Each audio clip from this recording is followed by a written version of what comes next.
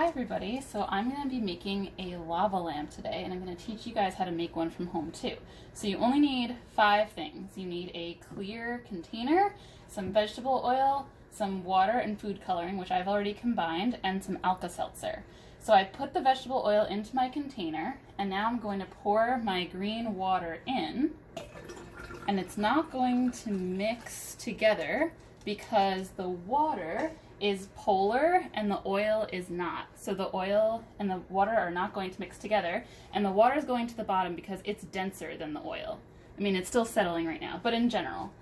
So then, now that we have our oil and our water, I have an alka-seltzer tablet, and what it does is it mixes with the water to create CO2 bubbles that ride with the water, which will be less dense still and go to the top, and then when they pop, the water will be denser and go to the bottom. So let's see what happened. So they've started to make some bubbles, and you can see the green is going up, and we've got our own little lava lamp. So you guys can try this at home too.